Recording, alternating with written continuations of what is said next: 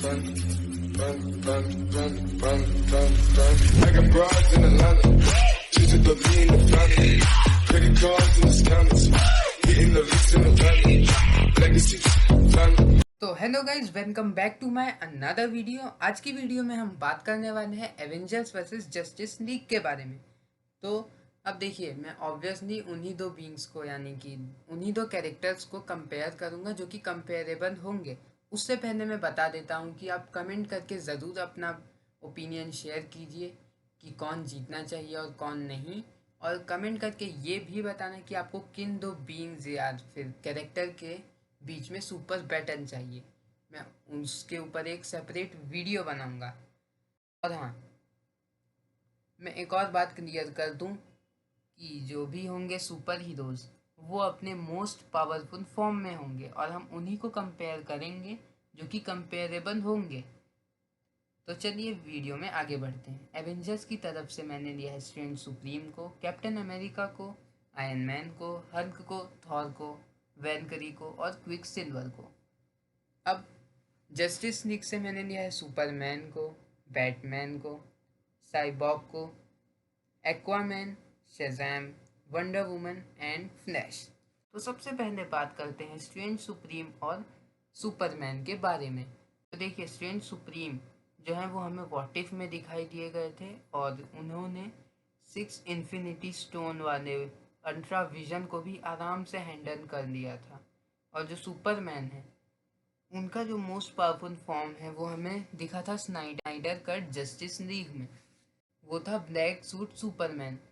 अगर हम इन दोनों के बीच में कौन ज़्यादा ताकतवर है ये बात करें तो हमें पता चलेगा कि जो स्ट्रेंज सुप्रीम है उनके जीतने के चांसेस हमेशा ज़्यादा रहेंगे, क्योंकि जो सुपरमैन के अटैक्स होते हैं वो फिज़िकली बेस्ड होते हैं, लेकिन स्ट्रेंज सुप्रीम के जो अटैक्स होते हैं वो फिज़िकली, मैजिकली और बहुत अलग अलग तरह के वो अटैक जानता है।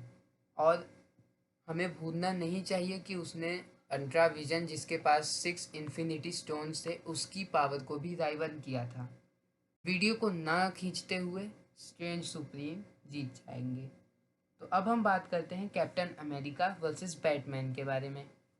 तो अब हमारे पास दो नतीजे निकल के आते हैं, विदाउट प्रिपरेशन टाइम और विद प्रिपरेशन टाइम।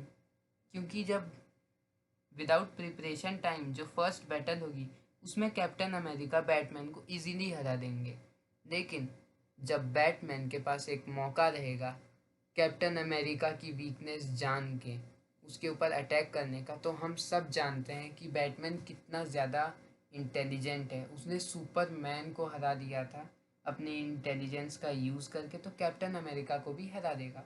तो इस बार मैं दोनों को एक एक पॉइंट दूंगा। अब हम बात करते हैं आयरन मैन वर्सेस साइबॉग की। तो आयरन मैन है अपने ब्लीडिंग एज आर्मर के साथ, जो कि हम उसका मार्क 85, और साइबॉग जिसको खुद पावर मिली है मदर बॉक्सेस से।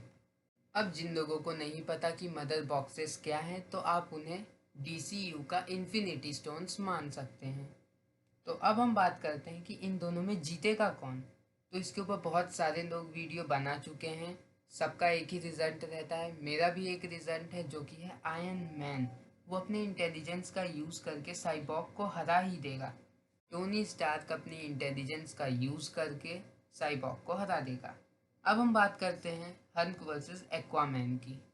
Hulk versus under water Aquaman. तो जो तो देखिए, जो लैंड पे फाइट होगी उसको तो इजीली हल्क जीत जाएगा, लेकिन अब कुछ लोग कहेंगे कि वाटर में एक्वामैन हल्क को हरा देगा।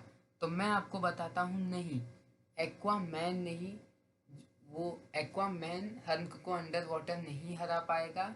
वो अदर बीइंग्स यानी कि टर्स की मदद लेगा हल्क को हराने में। ये अकेले हल्क को नहीं हराएगा। जबकि हम बात कर रहे हैं सिर्फ हल्क और सिर्फ एक्वामैन की।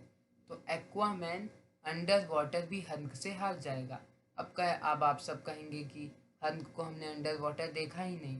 तो मैं बता दूं कि उसने हल्क ने फेंरिस द वुल्फ को इस सीन में अंडर वाटर ही हराया था। और अवेंजर्स असेंबल के इस सीन में हल्क ने पूरे एक सिटी को उठा के रखा है। कैन यू बिलीव, पूरे एक सिटी को उठा कर रखा है अपने रॉ स्ट्रेंथ से। अब हम बात करते हैं गॉड लाइक बींग्स, मतलब कि थॉर तो एक खुद गॉड है और जो शेज़ैम है उसके पास छः गॉड की पावर है। अब शेज़ैम के पास पावर है छः गॉड की, जिनका नाम है एस से सोलोमन, एच से हरक्यूलिस, ए से एटलेस, जेड से ज़्यूस, एम से मरकरी।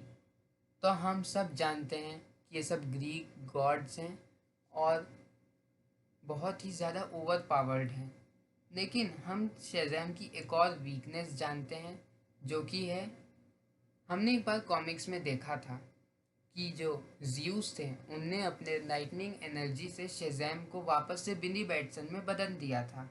तो थॉर की लाइटनिंग भी वही हाल करेगी शेज़ैम का। और अगर शेज़ैम अपने नॉर्मल फॉर्म यानी कि शेज़ैम में ही होगा तब भी थॉर इसको शेज़ैम को हरा देगा, क्योंकि जो शेज़ैम है उसका जो अभी तक मोस्ट पावरफुल फॉर्म है वो थॉर के सामने कुछ नहीं है। वो बहुत ही ज़्यादा लेस एक्सपीरियंस्ड है। वो एक 1500 साल के एक्सपीरियंस रखने वाले आदमी को कैसे हराएगा। तो अब हम बात करते हैं वंडर वुमन वर्सेस वैलकरी के बारे में। तो जैसा कि मैंने वीडियो की स्टार्टिंग में ही कह दिया था, मैं उन्हीं दोनों को कंपेयर करूँगा जो कि कंपेरेबल होंगे। वंडर वुमेन से कंपेरेबल मेरे को वैलकरी ही लगी, क्योंकि जो वंडर वुमेन है वो एक वॉरियर है और वैलकरी भी एक वॉरियर है। जो वंडर वुमेन है वो अमेज़ॉन से बिलोंग करती है और जो वैलकरी है वो एसगार्ड से बिलोंग करती है। तो अब हम बात करते हैं कि इन दोनों के फाइट का विनर कौन होगा। तो विनर होगी वंडर वुमेन। तो आप भी जानते हैं, मैं भी जानता हूँ कि अभी तक वैलकरी की हमें कुछ भी अच्छी फीट्स नहीं दिखाई गई हैं एमसीयू में, और वंडर वुमेन की बहुत ही ज़्यादा इम्प्रेसिव फीट्स हैं कंपेयर टू वैलकरी। अब हम बात करते हैं फ्लैश वर्सेस क्विक सिल्वर के बारे में। तो जो क्विक सिल्वर है वो फ्लैश के सामने स्टॉप मोशन में चलेगा। अब आप पूछेंगे कैसे, क्योंकि जो फ्लैश की स्पीड है वो लाइट स्पीड जितनी है, मतलब कि फ्लैश की जो स्पीड है, और जो क्विक सिल्वर है उसकी स्पीड काफ़ी कम है फ्लैश से।